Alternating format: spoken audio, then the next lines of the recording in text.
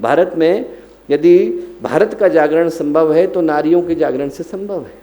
रानी लक्ष्मीबाई की कथा आती है, हम लोगों के भाई बैठे हैं वहाँ के उस क्षेत्र के, वो लोग जानते हैं, लड़ने के लिए गई और जब लड़ने के लिए अंग्रेज़ों से गई तो उनने सारे राजाओं को मनाया।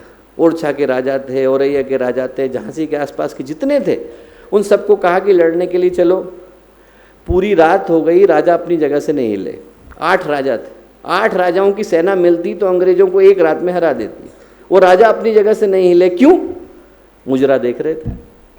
सुबह का समय आया, उन्होंने कहा भैया अब तो चलो, अब तो तुमने देख लिया, अब चलो। रानी ने सबको मनाया, घोड़े पर चढ़ने के लिए तैयार नहीं हुए राजा। क्यों?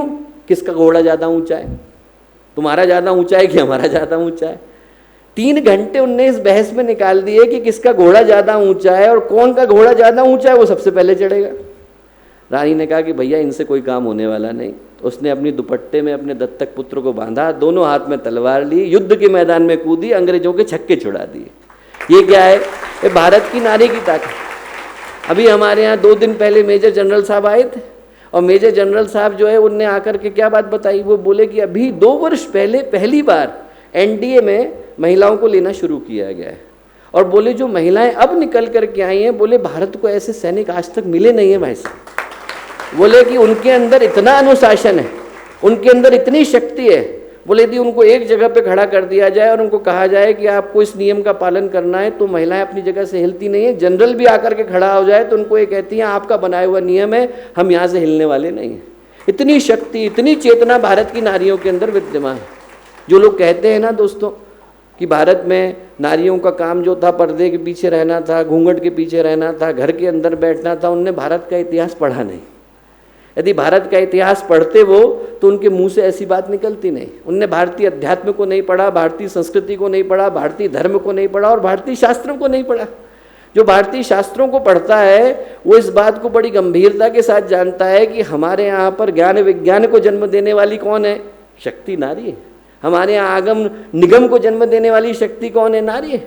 यहाँ पर वेदों के ज्ञान को देने वाली शक्ति कौन है? नारी है। हमारे यहाँ पे दुर्गा कौन है? भगवती कौन है? भवानी कौन है? हमारे यहाँ गायत्री कौन है? नारी शक्ति तो है।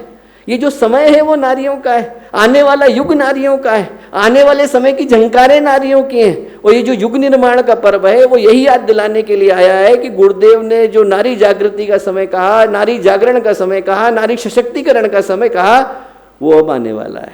ये समय इसी व्यक्तित्व को याद दिलाने के लिए, इसी चेतना को याद दिलाने के लिए, इसी सोच को याद दिलाने के लिए आया है कि यदि इस देश को जागना है तो नारियों का जागना अनिवार्य हो जाता है। गुरु पूर्णिमा का पर्व है आज। गुरु का कार्य क्या होता है? जीवन की दिशा को दिखाना।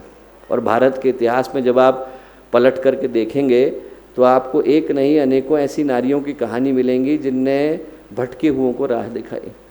राम बोला थे, विवाह हुआ रत्नावली के साथ, पत्नी के प्रेम में इतने अनुरक्त हुए कि ये भूल गए कि जीवन का उद्देश्य क्या है। एक दिन पत्नी गई मायके, उनको इतनी याद आई कि पत्नी से मिलने चल दिए। बाढ़ आई हुई थी, आज की तरह का समय था, मानसून फैला हुआ था। बाढ़ के पानी में कूद गए, मुर्दे का सहारा लेकर के उस तरफ पहुँचे। घर पहुँचे किसी तरह भटकते हुए तो देखा कि घर में सब सो गए, खिड़की बंद है, कुछ लटक रहा है। जो लटक रहा था वो क्या था? सांप। सांप की पूंछ का सहारा लेकर खिड़की खोलकर घर के अंदर पहुँचे तो रत्नावली क्या बोली? पति की विक्षिप्त हालत देखी तो उनके मुंह से क्या निकला? अस्थि चर्ममय देहमम तामे ऐसी प्रीति। ये जो चमड़ी और मांस की देह है, हड्डी की देह है, इस पर इतना प्रेम है, ऐसी जो श्री राम में तो काहे भव बीती। इतनी यदि भगवान में हो गई होती तो भव सागर से पार हो गए होते। आज तो बाढ़ पार करके आए हो, इतनी भगवान में लगाई होती तो आप भव सागर से पार हो गए होते। वो सुनना था और राम बोला क्या बन गए? गोस्वामी तुलसीदास बन गए। गोस्वामी तुलसीदास जी को तुलसीदास जी बनाने का श्रेय किसको जाता है? रत्नावली को जाता है। वो जो बातें हैं वो कोई साधारण व्यक्ति नहीं कह सकता।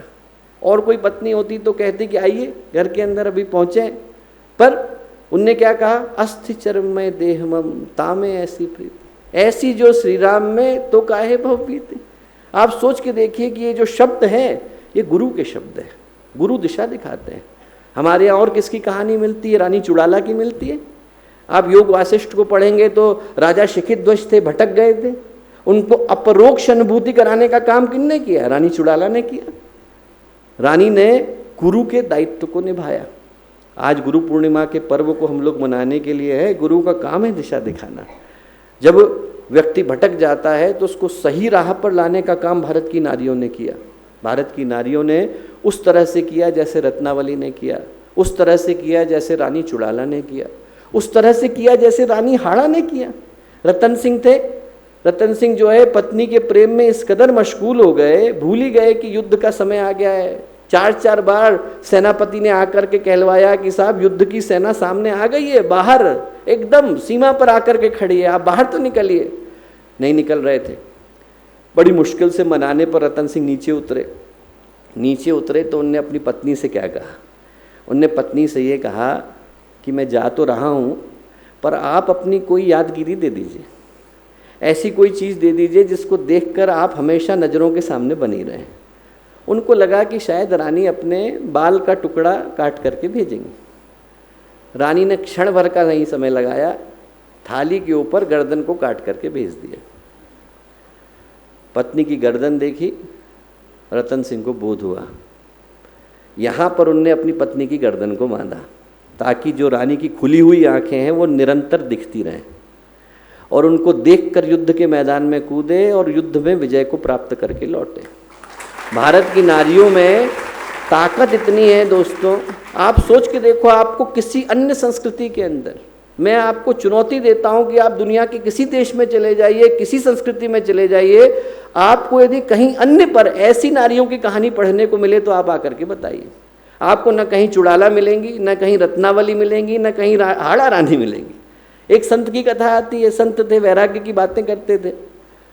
2 पुत्र थे उनके, दोनों का देहावसान हो गया।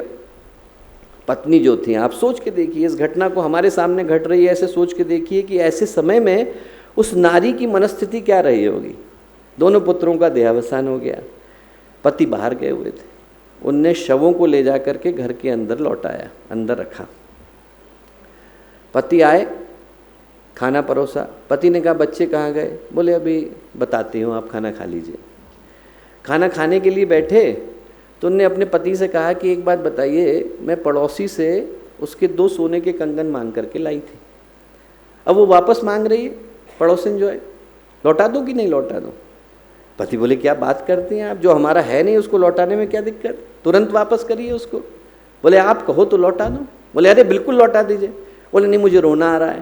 बोले अरे रोने की क्या बात है, जो चीज़ अपनी है नहीं उसके लिए रोने की क्या जरूरत है, वापस करो आप। खाना खा लिया, पति को लेकर के अंदर गई। दोनों बच्चों के शव रखे थे। पति की आंख से आंसू फूटने लगे। बोले अरे आप भूल गए अभी आपने क्या कहा, अभी तो आपने कहा कि जो अपना है नहीं वो यदि वापस कोई ले जाए तो उसके लिए रोने की जरूरत नहीं। भगवान की आत्मा थी, भगवान अपनी आत्माओं को वापस ले गया, इसके लिए रोने की जरूरत नहीं। आप जरा सोच के देखो कि उन नारी के अंदर ताकत कितनी रही होगी। हमारे यहाँ नारी गुरुत्व का प्रतीक रही है। अब आप शांति कुंज वीडियो यूट्यूब चैनल देखें, कभी भी कहीं भी डाउनलोड करें। शांति कुंज वीडियो मोबाइल ऐप उपलब्ध है गूगल प्ले स्टोर एवं एप्पल स्टोर पर भी। हमारे YouTube चैनल शांति कुंज वीडियो गायत्री परिवार को सब्सक्राइब करें एवं बेल आइकन जरूर दबाएं ताकि गायत्री परिवार की विभिन्न गतिविधियों की जानकारी आपको मिलती रहे।